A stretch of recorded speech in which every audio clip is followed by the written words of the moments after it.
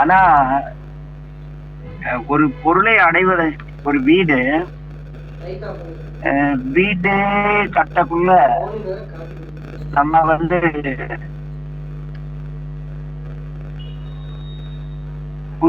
வீட்டுல போற இது ஹாலு, இது பூஜை ரூமு, இது பெட்ரூமு, இது பாத்ரூம், இது டாய்லெட், ஒவ்வொன்னா அது ஆன்மீகத்தின் படிநிலை போடாது.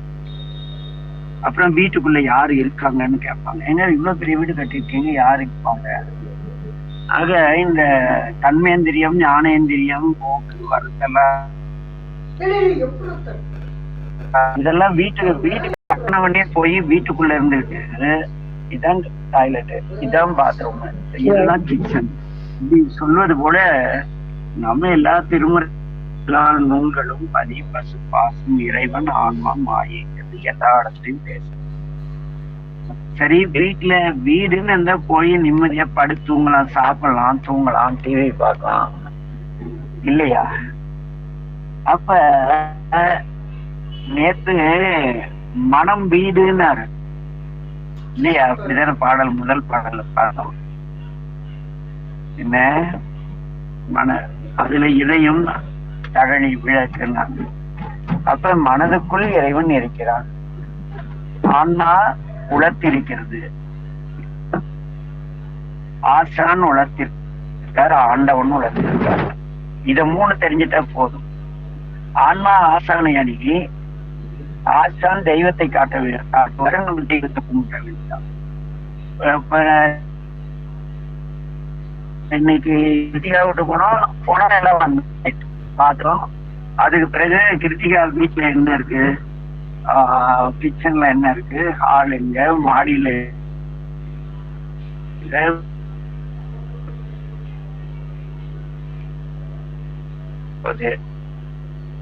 ஒரு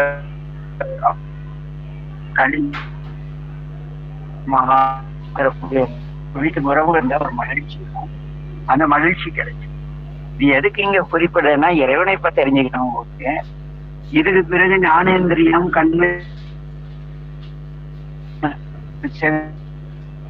கொண்டு நடக்கிறது, அப்படிலாம் கண் சூரிய வெளிச்சத்தை அடிப்படையாக கொண்டு பார்க்கிறது, இதெல்லாம் தேவையா அப்படின்னு ஒரு கேள்வி இருக்கு கைலாஷ்.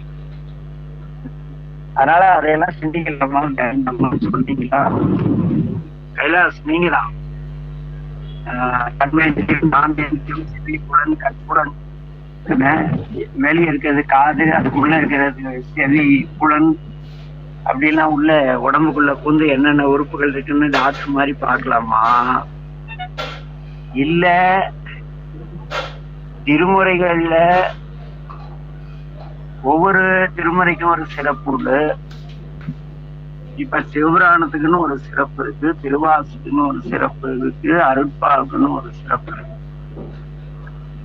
அந்த சிறப்புகளுக்கு சிறப்பாயிரக்கூடிய இறைவன் அவர் நம்முடன் இருக்கிறார்னு இப்ப வீட்டுக்குள்ள வந்ததும் கிட்டியெல்லாம் பார்த்து ஓகே எல்லாம் இருக்காங்க, இறைவன் இருக்கார் கன்ஃபார்மா நேற்று தெரிஞ்சிட்டோம். அதற்கு அடுத்து என்ன செய்யலாம்? வீட்டுல இருக்கிற ஒவ்வொரு ரூமை போந்து என்னென்ன இருக்குன்னு பார்க்கலாமா? இல்ல நம் மனதில் இருக்கும் இறைவனோடு அளவலாமா, பேசி மகிழலாமா? என்ன பண்ணலாம் கைலாஷ்? ஐயா நமச்சிவாய வாழ்க்கை, அது 2வது முறையவே கடைபிடிச்சிடலாங்க ஐயா. மனதில் இருக்கும் இறைவனை திருமுறை வழியா பார்த்துடலாங்க ஐயா.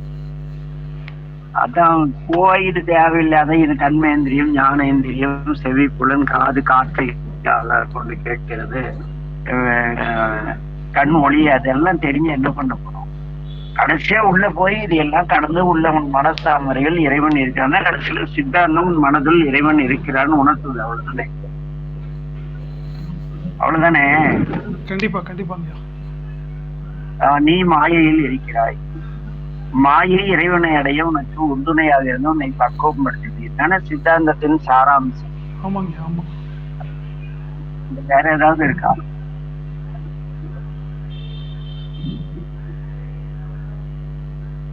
இதை கடந்த சித்தாந்தத்தின் சாரம் ஏதாவது இருக்கா? இல்லைங்க, இதுதாங்க. மாயின் துணை கொண்டு உயிர், அதாவது மாயின் துணை கொண்டு இறைவனை அடைகிறது. ஒண்ணு மாயினால் பக்குவப்படுத்திவிட்டு போய் அடையுது இல்லையா? அடைந்த பின் மாயை இறைவனை விட்டு ஆன்மா பூமிக்கு வராத தடை செய்து. அப்படித்தானே? அப்படித்தானே சித்தாந்தம் பேசுது. அரணாக நிற்கதில்ல. அப்படித்தானே சித்தாந்தம்? வகுப்புகளும் போனீங்களேப்பா, எப்படி முடிச்சாங்க சப்ஜெக்ட்? மாயை இறைவனோடு நம்மை சேர்த்தவன் என்ன மீண்டும் பிறவாமல் நம்மை மாயை விலகி இருந்து இறைவனோடு நாம் இன்பம் அனுபவித்து உண்மையாகும். அதெல்லாம் எப்படின்னா, இங்கே சிவசக்தியின் அமைப்பாய மந்திரத்திலே இறைவனின் நோக்கி சிவசக்தி மாயை நம்ம தாக்காம பாதுகாப்பு. அதுலயே சிவாய நமக்கு இன்னொரு பொருள் உண்டு. நீ இறைவனை அடைந்து விட்டால் மாயை உன்னை, இறைவன் விரும்பினால் அன்றி மாயை உன்னை பற்றார். இறைவன் காலத்துல என்ன போய் மாயில விழுவுமா? என்ன விழமாட்டான்ல? புரியலையா கைலாச? ஐயா நீங்க சொல்லுங்க, அப்படியே கேட்டுக்கலாங்கய்யா. சொல்லுங்கய்யா.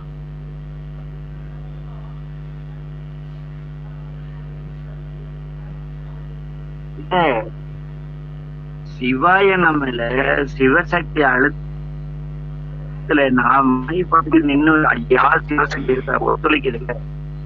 சிவசக்தி தள்ளினாதான் போய் மாநில. சிவசக்தியோடு உயிர் கலந்த பிறகு அவங்க விருப்பப்படாத பூமிக்கு உயிர் வராது. வராதுதானே? ஆக மாயை இறைவனை நாம் அடைந்த பிறகு நமக்கு பாதுகாப்பாக இருக்கிறதா? இறைவன் தள்ளாத வரை பாதுகாப்பா தானே இருக்கு. நம்ம அதுக்குள்ள உழுவுறது இல்லையே.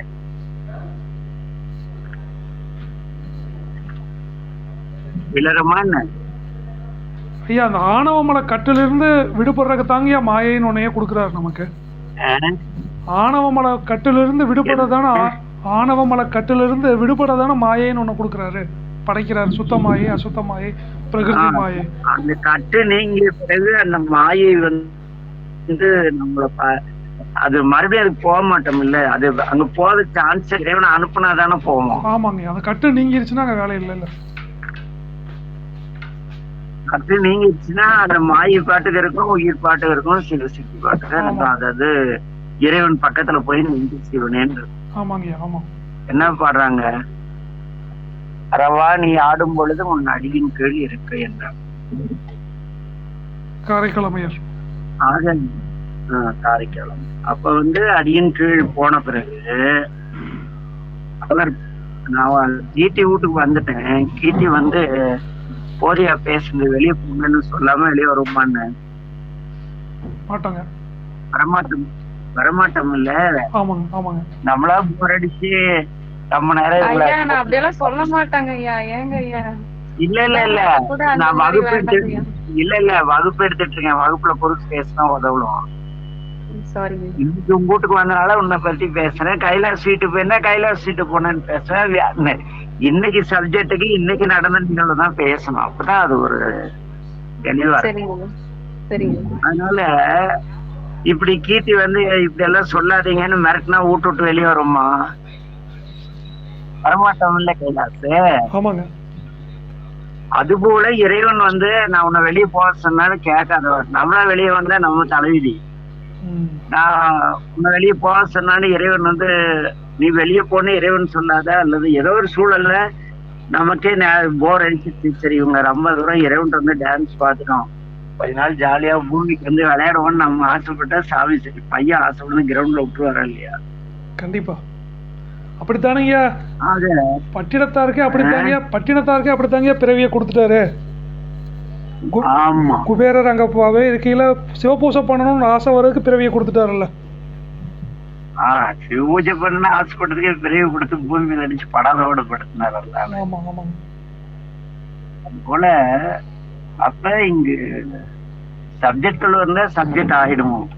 இறைவனை அப்ப நாம இப்ப இறைவனை பார்த்துட்டோம். அன்பே தகலியாக ஆர்வமியாக இறைவன் நம் மனதில் இருக்கும் இறைவனை வழிபடணும்னு தெளிவா நமக்கு திருவள்ளுவர் கூடியிருச்சு. அதுக்கு பிறகு மறுபடியும் ரிவேஸ்ல போய் ஞானேந்திரியத்துக்குலாம் போகாம நம்முள்ள இருக்கும் இறைவனை அருளாளர்கள் எவ்வண்ணம் உணர்ந்தார்களோ அவ்வண்ணம் நாமும் உணர்வதற்கு என்ன வழியோ அதை தேடணும். அப்படித்தானே கைலாஷ்? கட்டாயமாங்கய்யா. ஆனால் இப்போ நீங்கள் சொல்கிறத வந்து இந்த கருத்தை வந்து எந்த சித்தாந்த வகுப்புலையும் நான் கேள்விப்பட்டது இல்லைங்கய்யா. இந்த 36 தத்துவங்களை சொல்லி சித்தத்துக்குள்ளார சிவம் இருக்குதுங்கிறத வந்து அந்த அந்த அந்த கடைசியில் அந்த எண்டில் எங்கேயுமே சொல்கிறது இல்லைங்கய்யா. கடைசி வரைக்கும் அது புரியாத புதிரும். மாடியில ஏறி நான் இப்படி 14 திரும்பினா மேல மாடி வீடு இருக்குன்னு சொல்லிட்டு, ஆமாங்க, மாடி வீட்டுலதான் எஜமான் இருக்காரு போய் பேசுறதுன்னு சொல்றதில்ல. அது எங்கேயும் அது எதுலையுமே சொல்றது இல்லைங்கய்யா. அவர் போய் பேசினதானே சொல்லுவாரு. இவர் கட்டட மேஸ்திரிக்கு என்ன தெரியும்? வீட்டுல யாரும் கட்டடத்தை ஹேண்ட் ஓவர் பண்ணிட்டா கடவுள் முடிஞ்சது, காசு வாங்கிட்டு போயிடுறாரு. அப்ப இறைவனை வந்து திருமுறைகள் எல்லாம் ஆத்து ஒலிக்கும் சோரனை கண்டனம் கண்டனம் ஆர்மின் ஆர்மின் இல்ல தாழ்த்தலை இடுமின் பற்றுமீன் விடமீன் வருதா திருவாசத்துல வருதா? அதுல என்ன பண்றாரு? அவ்வையின் ஒலிக்கும் அப்படின்றாரு கடைசியில. அவன் பிடிக்கல, கால் இருக்காது, ஒண்ணு இருக்காது, பூ மட்டும்தான் தெரியும். ஏன்னா பூவால் இவன் மூடிட்டான், பாதம் தெரியல, உள்ள இருக்காதுன்னு கன்ஃபார்ம் பண்றதுக்கு பூவெல்லாம் பூக்குள்ள கிளறி விட்டு கால் இருக்கான்னு பார்த்து பேசா இறைவனை உள்ள இருக்கான்னு தெரிஞ்சிருச்சு. சரி, இத்தனை கருவிகளை கொடுத்து நம் உடலுக்குள்ள இவ்வளவு கருவிகள் இவ்வளவு நுணுக்கங்கள் வைத்து இறைவன் படைச்சிருக்கான்னு தெரிஞ்சிட்டோம். தெரிஞ்ச பிறகு மனத்தினுள் இறைவன் இருக்கிறான் என்றும் உணர்ந்துட்டோம். உணர்ந்த பின்ன என்ன செய்யணும் ஐயா? ஆடி பணிமின் வருதா ஐயா? ஒரு சின்ன சந்தேகம், இந்த இடத்துல ஒரு சின்ன சந்தேகம் வருதுங்கய்யா. அதுதான் மடிக்க அதையே பேசுறேன், கேளுங்க ஐயா. இப்போ மனதுக்குள்ளார இறைவன் குடிகொள்றாரு நீங்க சொல்றீங்களா ஐயா? மனதுக்குள்ளார நான் சொல்ல திருமூலசம் உள்ளம் பெருங்கோயில் ஊனுடம். அப்போ சித்தாந்தத்துல 36 தத்துவங்கள் இருக்குன்னு சொல்றாங்களேங்க ஐயா. 36 தத்துவங்கிறது என்னன்னா, இந்த வீடு கட்டுறோம்ல, இந்த உடம்பு எப்படி கட்டமைக்கப்பட்டிருக்குன்னு தெளிவா சொல்றது சித்தாந்தம். சரிங்க. நம்ம உடம்புல நார் சதை குச்சி நட்டு கலவை கொட்டி அப்படி எல்லாம் ஏற்கனவே நம்ம பேசணும் ஒரு வகுப்புல. தோலை போத்தி அதுக்கு மேல ஒரு மேல் தோல் போத்தி வீடு பெயிண்ட் அடிச்சு பாலிஷ் பண்ணி இல்ல அதிகமா இருக்கிற சதை கல்லெல்லாம் வெளியே தெரியாம பூச இப்படி எல்லாம் பூசிட்டு உனக்குள்ள இருக்கும் இறைவன் உனக்கு இத்தனை செஞ்சிருக்காரு அப்படின்னு உனக்குதான் சித்தாந்தம். ஐயா, அப்ப மனதுக்குள் வந்து இறைவன் இருக்கிறதா இருந்தா மனம்ங்கிற கருவியும் அவர் தாங்க கொடுக்குறாரு. கருவி நான் அதாவது காரு வந்து எங்கிட்ட கொடுத்தா நான் எனக்கு தெரிஞ்ச மாதிரி தான் ஓட்டுவேன். கருவியை ஒழுங்கா பயன்படுத்தினா நீங்க உருப்படி ஆவீங்க. கருவியை பயன்படுத்த தெரியாம பயன்படுத்தினா அப்ப டிரைவிங் ஸ்கூல் ஒண்ணு வேணும் இல்ல, கார் ஓட்ட கத்துத்தர. ஆமாங்க.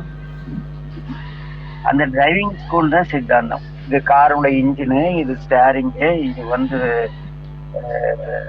என்னது கீர் ராடு.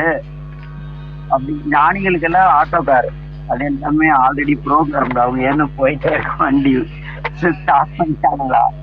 நம்ம வந்து பிரேக் மிதிக்கணும், ஆக்சிலேட்டர் மிதிக்கணும், எவ்வளவு மிதிக்கணும் இல்ல. கண்டிப்பா கண்டிப்பா. அப்புறம் ஞான நூல்களை கட்டு பெட்ரோல் ஊத்தணும்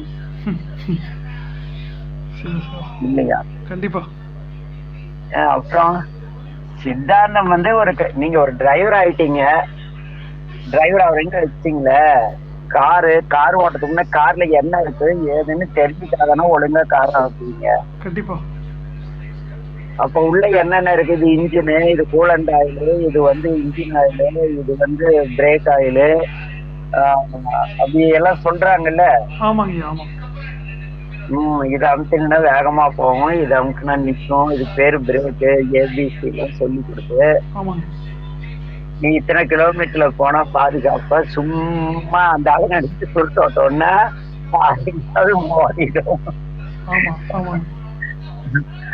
எவ்வாறு ஒரு கார் வாங்குறவங்களுக்கு காருடைய சுருக்குமங்களை ஒரு டிரைவிங் ஸ்கூல் வாத்தியார் சொல்லி தராரோ, அதுபோல இந்த உடலை இயக்குவதற்கு இந்த உடல் உள்ள பாகங்கள் இதனுடைய இந்த பாகத்துக்கு இது வேலை, இதை நீங்க இதுக்கு மட்டும்தான் யூஸ் பண்ணோம்.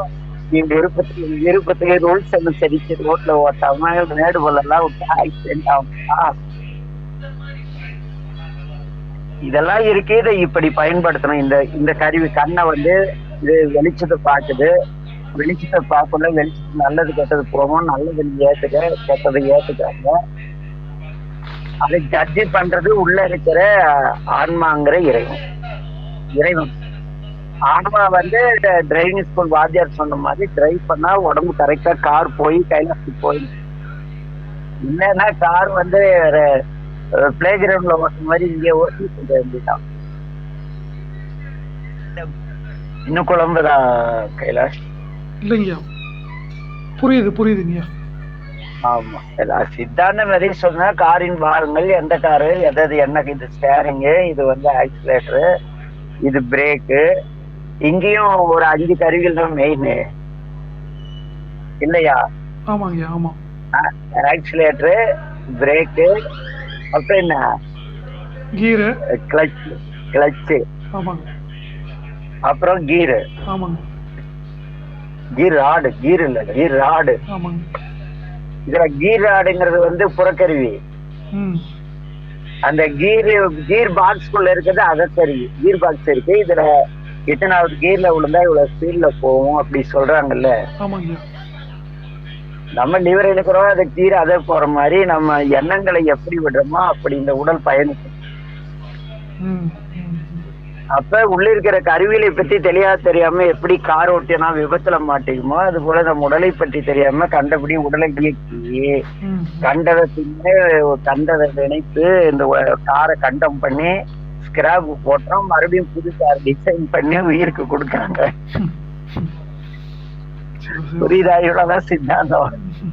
சித்தாந்தம் என்ன சொன்னா இன்டர்னல் பார்ட்ஸ் பத்தி சொல்லுது. அதை தெளிவா தெரிஞ்சுக்கிட்டா எந்த இன்டர்னல் பார்ட்ஸை எப்படி கண்ட்ரோலா ஓட்டினா நம்ம எப்படி சேர வேண்டிய இடம் சேரலாம் சொல்றதுன்னா சைவ சித்தாந்தம். ஐயா, கருவிகள் இல்லாம இறைவன் திருவடியை சேர முடியாதாங்க ஐயா? கண்டிப்பா சேர முடியாது. அப்படின்னா அவர் எதுக்கு உங்களை இங்க அனுப்புறாரு? கருவியில் இருந்ததான் பக்கம். நீங்க எப்படி திருப்பூர்ல இருந்து பெங்களூர் போனா ஒரு கருவி வேணும் இல்ல? ஆமாங்க. அப்ப இந்த பூமியில இருந்து பிறவா நிலைக்கு போனா இங்க இருக்கிற நல்லது கெட்டதெல்லாம் கடந்து போறோம். அப்ப அருளாளர்கள் வந்து கருவிகள் எல்லாம் ஒடுக்கி தாங்க போறாங்க. யாரு சொன்னா? எந்த அருளாளர் ஒடுக்கி போனாங்க? ஐயா, இப்போ மனசை வந்து ஒடுங்கணும், சித்தம் வந்து ஒடுங்கணும், புத்தி மனசை ஒடுக்குன்னா செயல்படாமல் நிறுத்தும் தன்மை கிடையாது. சரிங்க. இப்ப கார் நான் நிறுத்தியிருக்கேன், இன்ஜின்லாம் ஓடிக்கிட்டு தான் இருக்குது, வண்டி நவர்ல. அதுக்கு என்ன? அதுதான் ஒடுக்குதல். ஃபர்ஸ்ட் கியர்ல இருக்கிற மாதிரி, நியூட்ரல்ல இருக்கிற மாதிரி. நியூட்ரல்ல இருக்கிற மாதிரி நீங்க நியூட்ரல் பண்ணி வச்சுட்டு அவங்க வந்து ஏற்கனவே அவங்களுடைய அனுபவங்களை வச்சுட்டு எப்ப ஸ்டார்ட் பண்ணோம், குருஞான சம்பந்தர்கிட்ட போய் நீங்க அவர் தான் செத்து போயிட்டாருல உலகம் இதை பண்ணும், கைலாஷ் போய் ஒவ்வொன்னு அழுதுன்னு எப்படி சொக்கர்னு பேருடைய ஒரு ஆளை காட்டுறாரு. அப்ப அவரு அங்க கூட்டு இயங்கிட்டு தானே இருக்காரு. ஆமாங்க, ஆமா, கண்டிப்பா. இயங்கிறத நீங்க கண்டுபிடிக்க முடியல இல்ல? கண்டிப்பா கண்டிப்பா உணரத்தானே முடியுது. கண்டிப்பா கண்டிப்பா, கட்டாயமா. அதுதான் கைலாஷ். அதனால என்ன செய்யலாம், நாம் நாளையில சித்தாந்தம் அந்த கண்மேந்திரியம் ஞானேந்திரியம் 36 தத்துவங்கள் அதுக்குள்ள போலாமா? இல்ல இந்த தத்துவங்களை கடந்த எம்பிரான் ஆறாரையும் நீத்ததன் மேல்நிலையில் பேராடியில் பெருமாறுவது இல்லையா? 6 36 தத்துவங்களை கடந்து அதற்கு மேல் இருக்கும் முன்னை நான் பெற எழுமா அப்படின்னு கேட்கலாமா? ஐயா, இப்போ இன்னொரு சின்ன சந்தேகம் ஐயா, இதுக்கு மட்டும் பதில் சொல்லுங்க கொஞ்சம். இப்போ சுந்தரர் வந்து சொல்றாருலங்கய்யா, சித்தமெல்லாம் எனக்கு சிவமயமேன்னு சொல்றாருலங்கய்யா. அப்போ அந்த சித்தமெல்லாம் எனக்கு சிவமயமே அப்படின்னா எப்படிங்கய்யா? சதாசர்வ காலமும் அவரோட எண்ணம் பூரா வந்து இறைவன் திருவடியவே வந்து நினைச்சிட்டு இருந்தது அப்படிங்கிற பொருளாங்கய்யா? அப்படி பொருள் கிடையாது. செய்யறதெல்லாம் சிவன் செயல்னு செய்தாரு. கல்யாணம் பண்ணதும் சிவன் செயல், பறவைய கல்யாணம் செஞ்சதும் சிவன் ஏத்துக்கிட்டு போயிட்டே இருந்தாங்க, செயல்பட்டு இருந்தாங்க. எல்லாம் சிவன் சிவன் ஒரு இடத்துல உட்கார்ந்துட்டு வேலை வெட்டி இல்லாத சிவனை நினைச்சுக்கலாம் இல்ல. சரணாகதி அந்த சரணாகதி கிடையாது, ஒரு மண்ணும் கிடையாது. அவங்க பூமிக்கு வந்த நோக்கத்தை செஞ்சாங்க. அப்புறடிகள் புல்லு வெட்டிட்டே போனாரு, ஞான சம்பந்தர் பாடிக்கிட்டே போனாரு, சுந்தர பொருள் போகம் கேட்டுட்டே போனாரு. அவ்வளவுதான். அவங்க சிருஷ்டி நம்ம இதுக்காக வந்திருக்கோம்னு உணர்ந்து அதுக்காக வாழ்ந்துட்டாங்க. நம்ம வாழாம மனம் ஒடுக்குகிறேன், மூச்சை ஒடுக்குகிறேன்னு உட்கார்ந்தா போக வேண்டியதான் பழம். அருளாளுடைய வாழ்க்கையை தெளிவா சிந்திக்கணும். அருளாளர் என்ன செஞ்சாங்க? எல்லாம் சிவன் செயல் ஆட்கொள்ளப்பட்ட பிறகு நாவுக்கரசியா போய் புல்லு வெட்டணும். நினைச்சிட்டே உட்கார்ந்து இருக்குன்னா நாவுக்கரசரிகள் திருவதியில உட்கார்ந்துட்டு வீரட்டனார் மேல பாட்டு பாடிட்டு உட்கார்ந்து இருக்க வேண்டியதானே? சிந்திக்க வேண்டிய ஒரு கேள்வி. புல்லு வெட்டினார். அப்ப கருவிகரணங்களால் உங்களுக்கு விதிக்கப்பட்ட கடமைகளை செய்தால் மட்டுமே இறைவன் உங்களுக்கு இறைவனை அடைய முடியும். கருவிகரணங்களை ஒடுக்கி நீங்க எதையுமே அடைய முடியாது. அதுக்கு நிறைய சொன்னாங்க. கருவிகரணங்களை ஒடுக்கணும். இந்த 3 பேரையும் புடிச்சு இழுக்கிறீங்க. திருநீலகண்டர் குடும்பத்தோட வாழ்ந்தாரு. அவருக்கு என்ன பண்ணாரு? மறுபடியும் இளமை கொடுத்து வாழ்ந்துட்டு வாடான்னாரா இல்லையா? இறைவன் தானே நேர்ல சொன்னாரு. நீங்க இந்த பிறவில உங்க கொடுத்த வாழ்க்கையெல்லாம் வாழாத போனா மறுபடியும் ஒரு உடலை மாறா இளமை அங்க கொடுத்தாருன்னா மறுபடியும் ஒரு உடலை கொடுப்பாரு, போய் வாழ்ந்துட்டு வாடாம்பாரு. நீங்க தெளிவடை வரைக்கும் போய் வாழ்ந்த திருநீலகண்டர் உடனே இல்ல சாமி, இவ கூட நான் குடும்பம் நடத்த முடியாது, என்ன கூட்டி போங்கன்னு அடம் முடிச்சாரன்னு அப்படி இல்லைங்க. சும்மா மூவரையே பிடிச்சிட்டு அவங்க மூவருக்கும் மீதி 3 பேர் போனா மீதி ஒரு 51 இருக்கு. அத பாருங்க. இறைவன் 5 பேரு தானே காட்சி தந்தாரு. நேரா அவருடைய கோலத்தோடு ஜடாமுடி, பிறை, விடை இப்படி எல்லாம் யாரு காட்சி தந்தாரு? திருநீலகண்டருக்கு அந்த வள குறைத்த பிறகு மாறா இளமை தந்தோம் சொல்லி வானில் காட்சி தந்ததா பெண் புராணத்துல வருதா? அமர்நீதி நாயனாருக்கு முருகன் விநாயகர் முருகப்பெருமானோர் காட்சி தந்தார் அப்படின்னு வருதா? நீங்கள் கையிலையில் என்னுடன் கலந்துருங்கள்னாங்களா? சிறு தொண்டரை எல்லாம் மனுஷகரி எல்லாம் ஆக்கி போட்டு அப்புறம் தானே சாமி ஐயோ நான் சிவனுடைய கரியெல்லாம் போட மாட்டேன்னு ஒன்னும் அடம் பிடிக்கல. அப்ப அவரு செஞ்ச பிறகு 3 முருகப்பெருமானோட காட்சி தந்து நீங்கள் அனைவரும் நம்மோட திருக்கையிலில் எம்முடன் இருங்கள்னு சொன்னாங்களா? அதையெல்லாம் உதாரணமா எடுத்து உருப்படுற வழியை பாரு கைலாசி. கைலாசம் 3 முதலிகள் நமக்கு பாட கத்து கொடுக்க வந்தவர். ஒருத்தர் பொன்பொருள் எப்படி கேட்கணும்னு கத்து கொடுத்தவர், இன்னொரு இப்படி நான் தைரியமானு தன்னம்பிக்கை விட்ட ஒருத்தர் தேவை. ஒரு ஞானசம்பந்த தேவாரம் நமக்கு தன்னம்பிக்கை தருவது. நாவுக்கரசருடைய தேவாரம் நாம் இறைவனை போற்றி புகழ்வதற்கு. சொந்தருடைய திருப்பதி நம் வாழ்வியல் தேவைகளை நிறைவேற்றுவதற்கான இன்னைக்கு சுந்தர தேவாரத்தை மட்டும் முற்றோதல் செஞ்சு நம்ம பவானி பசங்க உயர்ந்த அளவு திருவாசம் படிச்சு யாரும் பெரிய வாழ்க்கையில உயர்ந்த தெரியுமா? சுந்தர தேவாரம் உலகாயுதமான தேவைகளை நிறைவேற்றுறதுக்கு அற்புதமான வழிகாட்டு. இறைவனை உங்களை அகக்கண்ணில் இருக்கும் இறைவனை தரிசனம் செய்யறதுக்கு இன்னைக்கு நானும் வினோதம் போனோம் ஒரு கோயிலுக்கு. எங்க குலதெய்வத்தை கும்பிட்டு பாடிட்டு போவேன். அங்க ஒரு காளியாத்தா முன்ன நின்னாலதான் என்ன அறியாத பாட ஆரம்பிச்சிட்டேன். அமைதியா சரி பாடுறானா, இங்க நான் இல்லையானா சரி பாடுகிறேன். அப்ப அங்க அந்த உணர்வு முகிழ்ந்து பாடக்கூடிய நிலைக்கு கொண்டு போறதுக்கு நம்முடைய நாவுக்கரசடிகள் தேவாரம் ஞான சம்பந்தத்துக்கு போடாது ஒண்ணாவது நான் சொல்லிட்டேன் நல்லாரு சொன்னாரா இல்லையா?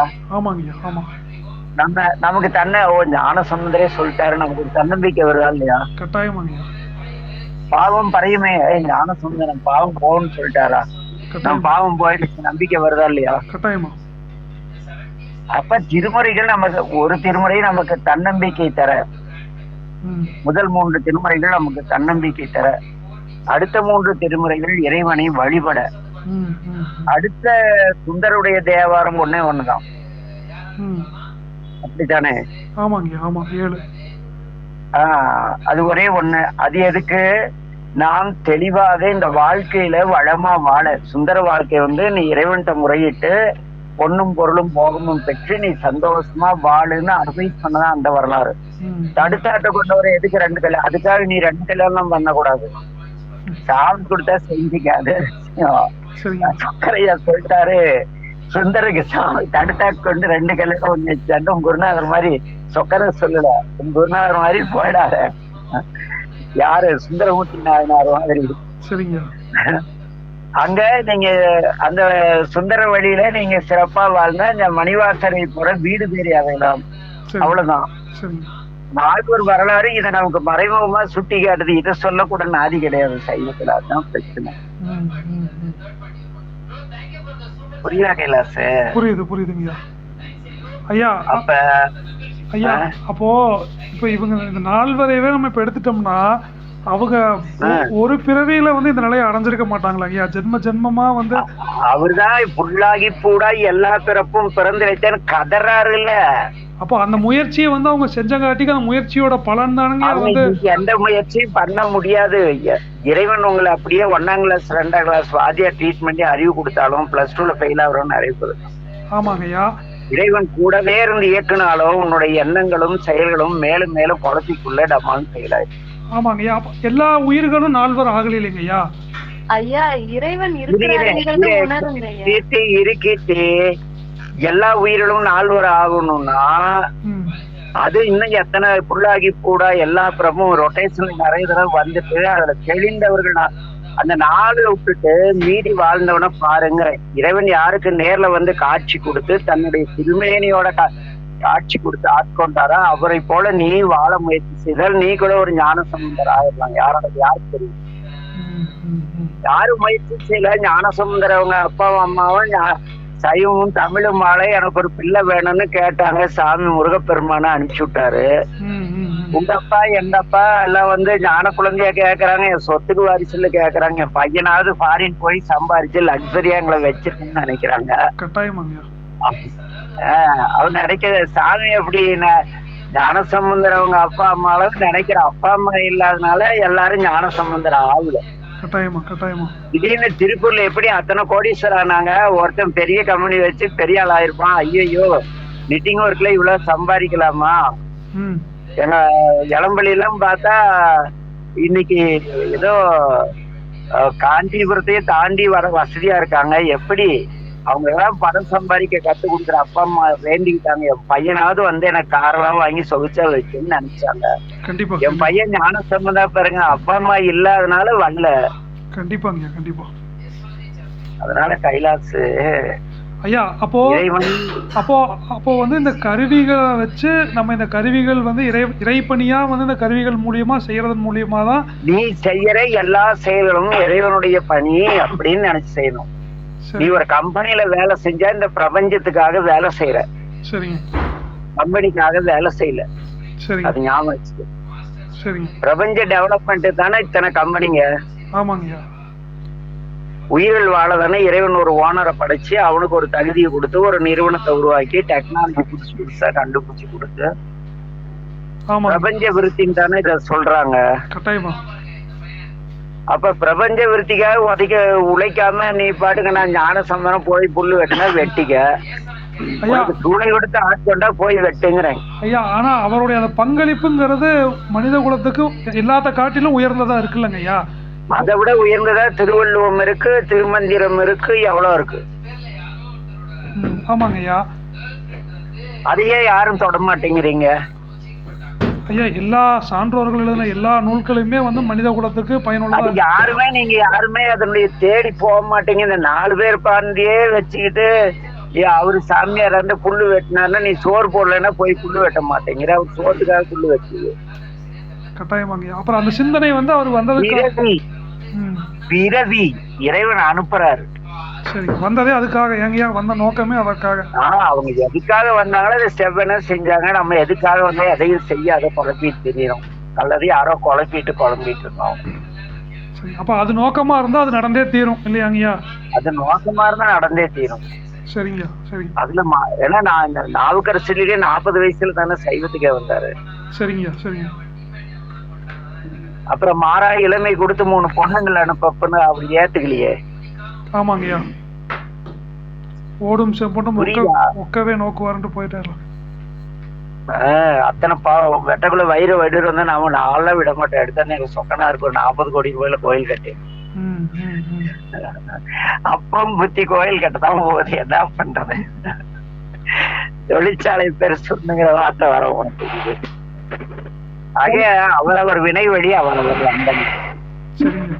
அப்ப நம்ம இப்போ ஒரு மருத்துவத்துல இருக்கோம் ஏங்கய்யா, நமக்கு ஒரு மருந்தை கொடுத்துருக்கிறாரு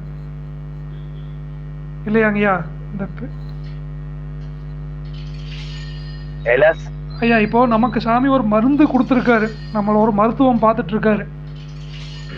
ஒரு பிறவியை கொடுத்து இல்ல ஐயோ மருத்துவம் பாகத்துல மண்ணாங்கட்டியும் பால உனக்கு ஒரு காரை கொடுத்தையும் எப்படி ஓட்டுறான்னு பார்த்தா நீ ஒழுங்கா ஓட்டுனா சின்ன ஃபர்ஸ்ட் 800 அப்புறமேட்டும் ஒரு ஷிஃப்ட் அப்புறம் ஒரு எல்லாம் கொடுத்து கடைசியில ஆடி கார் கொடுத்துருவாரு. ஆட்டோ ஆடி கொடுத்துருவாரு.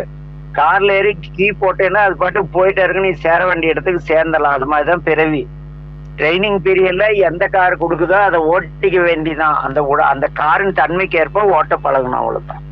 அதுபோல நமக்கு கிடைத்த வாழ்க்கையை இந்த வாழ்க்கையின் தன்மைக்கு ஏற்ப கரெக்டா வாழ்ந்தா அடுத்தது இறையரும். சரிங்க. அது அனுபவம் முதிர்ச்சி தான் இல்லையாங்கய்யா? பக்குவ முதிர்ச்சியின் காரணம். அனுபவமும் ஏற்றுக்கொள்ளும் தன்மைனா முதிர்ச்சியை தரும். ஏற்றுக்கொள்ளும் தன்மை இல்லைன்னா முதிர்ச்சியை அடைய முடியாது. 63 நாயன்மார் படிச்சா அதுல இருக்கிற அந்த அவங்களுக்கு எல்லாம் யாரு குடும்பஸ்தங்களுக்கு காட்சி தந்தாரு. சிறு தொண்டருக்கு காட்சி கூட. சிறு தொண்டர் வந்து போர்க்களத்துல படை தளபதி எத்தனாயிரம் தலையை வெட்டி இருப்பாரு, கொன்னு இருப்பாரு ராஜா கிட்ட.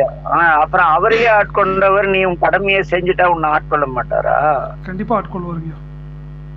அப்புறம் கடமைக்கு வந்த வாழ்வில் நமக்கு கிடைச்ச கடமையை ஒழுங்கா செய்வோம், இறையருள் பெறுவோம், அவ்வளவுதான். செயற்கையா நாடி இறைவன் திருவடியை சேர முடியாதுன்னு சொல்றீங்க? செயற்கால இல்ல, கற்ற பின் நிற்க அதற்கு தக. ஒரு இன்ஜினியரிங் படிச்சுன்னா அந்த இன்ஜினியரா வாழ்ந்தா உனக்கு வருமானம் வரும், லக்ஸரி லைஃப் போக. நீ ஆன்மீகவாதியா இருந்தா எல்லாம் சிவன், இந்த பிரபஞ்சம் முழுக்க இறைவனுடைய திருமையும் நான் செய்கின்ற ஒவ்வொரு செயலும் இறைவனுக்கு செய்கின்ற சேவை என்பதை தெளிவாக உணர்ந்து செய்தால் கண்டிப்பா இங்கு நம் இல்லங்கள் தோறும் எழுந்தருளி செங்கமல பொற்பாதம் தந்து அருள்வார். நான் வந்து இந்த கம்பெனிக்கு வேலை செய்யறேன், அந்த கம்பெனிக்கு வேலை செய்யறேன் அப்படி எல்லாம் கிடையாது. இன்னைக்கு வரைக்கும் ஒரு 6 லட்சம் ரூபாய்க்கு வேலை செஞ்சிருக்கேன். ஒரு பர்ச்சேஸ் ஆர்டர் கூட வரல. கம்பெனில ஒருத்தர் கேட்டாரு, என்னங்க? நாங்க இல்லைங்க, நான் பிரபஞ்சத்துக்காக வேலை செய்யறேன், என்னைக்கோ ஒரு நாளைக்கு பிஓ வந்துரும், பணம் வந்துரும், அவ்வளவுதான். எப்படி வரும்னா வரும். ஏன்னா பிரபஞ்ச கர்த்தா எங்க ஓனர், இந்த உலகத்துக்கே ஓனரு. எனக்கு ஒரு சின்ன கம்பெனி வச்சு அதுக்கு அவருதான் ஓனரு. பெரிய கம்பெனி வச்சு கொடுத்தவங்க போய் மண்டையில படான்னு டே பாவம் அவனுக்கு பணத்தை தான் அனுப்பிச்சு. அப்ப நாம் என் கடன் பணி செய்து கிடப்பது. அது எல்லா இடத்துலயும் போகும். அதுக்கு இதுதான் அர்த்தம் இல்லையாங்கய்யா? உனக்கு எல்லாம் கிடைக்கும். ஏன்னா எல்லாரும் மனிதர்கள் தானே. எல்லாருக்கும் பசிய தெரியும், எல்லாருக்கும் தூக்கத்தை தெரியும், எல்லாருக்கும் கவலை தெரியும். அப்ப கடமையில முழுமை அடையாம இந்த பிரபஞ்சத்துக்கு உதவி செய்யுங்கிற உணராம, எல்லாமே சிவத்துக்கு செய்யுங்கிற உணராம முழுமை அடைய முடியாதுன்னு ஆழமா சொல்லி ஏதோ ஒண்ணு எல்லாமே சிவம்னு உணர முடியாது நின்றதுதான் நாம் படிச்சுட்டு எல்லாம் சிவம், எல்லாம் இந்த சிவத்துக்காக நான் வாழ்கிறேன் என்று வாழ்னா சிவமே தன்மையாக வாழக்கூடிய வாழ்க்கை. அதுதான் சிவமாக்கி இணையாண்டங்கிறதாங்கய்யா. அதுதான் சிவமாக்கி இணையாண்டு. எல்லாமே சிவம்னு உணர்ந்து நரியை குதிரை பரியாகி ஞானமெல்லாம் நரியாகி இருக்கிற இந்த ஆன்மாவை இறைவன் ஏறும் குதிரையாக மாற்றி அவர் பயணிக்கும் பொழுது இந்த குதிரை ஒழுங்கா ஓடணும். ஓடலன்னா மறுபடியும் நரி குதிரை நரி பரியானது பரி நரி ஆயிட்டு பிச்சுட்டு போயிடும், இருக்கதையும் காலி பண்ணிட்டு போயிடும். அது அது மிக நீண்ட சப்ஜெக்ட். ஆனா ஒண்ணே ஒண்ணு, ம். கோயிலுக்கு வந்துட்டோம், சிலை அழகெல்லாம் ரசிச்சிட்டோம். தீபாவளினா எந்த ரசிச்சுட்டுனாலும் விட்டுட்டு ஓடி கும்பிடுறோம் இல்ல. ஆமாங்கய்யா. அது போல இந்த உடலை பத்தி கொஞ்சம் தெரிஞ்சிட்டோம், உள்ள இறைவன் இருக்கான்னு தெரிஞ்சிட்டோம். ம். ஓடி போய் கும்பிட்டு பயன்பெற்று போற வேண்டியதானே. ஆமாங்கய்யா. ஏன் போட்டு அது ஏட்டு சுரக்காய் கறிக்குதவாது. சிவா சிவா. சித்தாந்தம் படிச்சவங்க எத்தனை பேர் ஞானியாகி போனாங்க? ஐயா இல்லைங்கய்யா. இப்ப மடத்துல சேர்ந்தவங்க எத்தனை பேர் வந்து குருஞான சம்பந்தர் எந்த மடத்துல போய் பயிற்சி எடுத்துட்டாரு? கிடையாதுங்கய்யா. எந்த குருன மடத்துல சாமி கிட்ட போய் தீட்சை வாங்கினாரு? எந்த சித்தர்கிட்டையும் பித்தர்கிட்டையும் அருள் எந்த குரு நமச்சிவாயர் குகை நமச்சிவாயர் எல்லாரும் எடுத்துக்க யாரு எங்க போய் தீட்சை வாங்குறாங்க? இறைவனை அடைந்தவர்கள் எங்க தீட்சை வாங்க ரெக்கார்டு இருக்காரு. ஆனா ஜென்ம ஜென்மமா ஏங்கி இருப்பாங்களாங்க, அதற்காகவே வந்து வந்து அந்த அலைஞ்சல் திரிஞ்சு அதை போயிருக்காங்க. பத்தி நீங்க ஜென்ம ஜென்மமா எழுகடல் மணலில் அளவீடல் அரிதம் எனது அரிது எனது இடல் நம்மளும் தான் அப்படி வாழ்ந்துட்டு இருக்கோம். வாய்த்தது நந்தமாக்கோர் பிறவி நீ ஒழுங்கா வாழ்ந்துட்டு அடையினா நீ வந்து சும்மா அடுத்தவன் வாழ்ந்தா அடுத்தவன் அடைஞ்சான்னு நீ வாழ முயற்சிக்கவே மாட்டேங்குது. அதுதான பிரச்சனை. சிவா சிவா. நான் வாழ முயற்சிக்கிறப்ப எங்க ஆடுரையா சொன்னதை கரெக்டா செஞ்சுட்டு இருக்கேன். ம். நிச்சயமா தெளிவா இருக்க, என் கடமையை கரெக்டா செய்யறேன். ஏன் சொக்கர் போய் ஊர் சைவம் பரப்புறேன்னு போனா காசு தர மாட்டாங்களா கைலாச? எக்கச்சக்கமா வருங்கய்யா.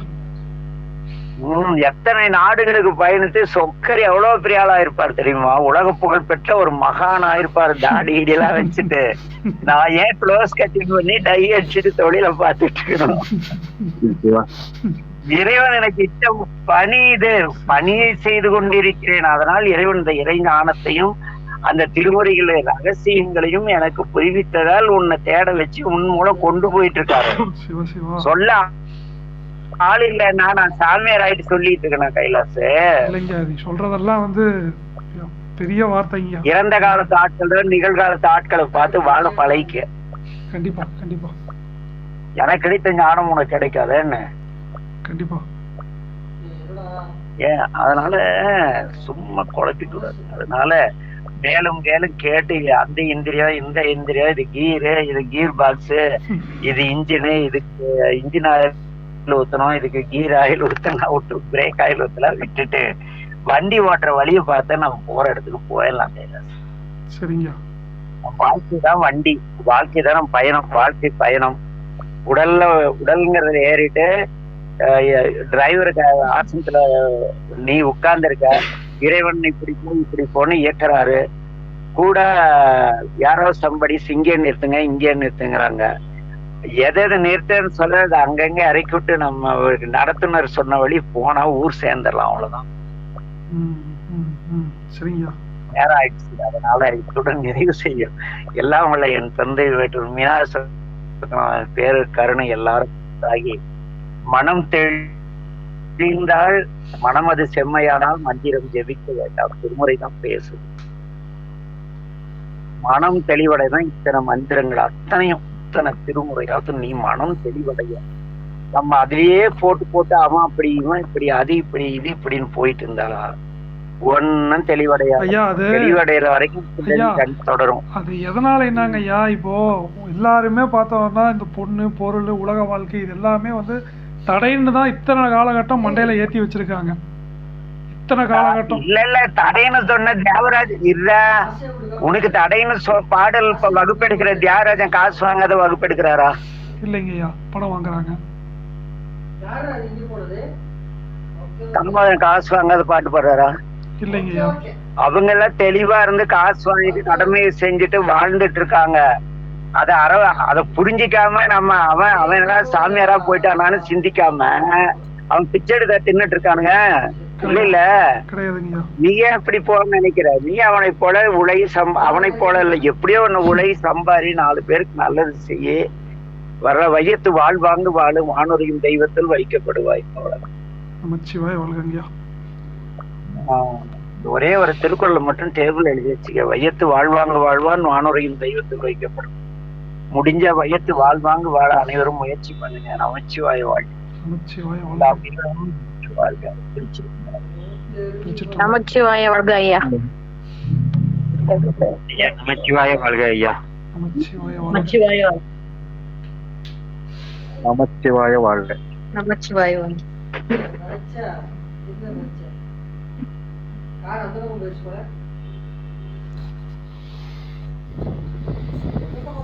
சொல்லிட்டு போகலாம்.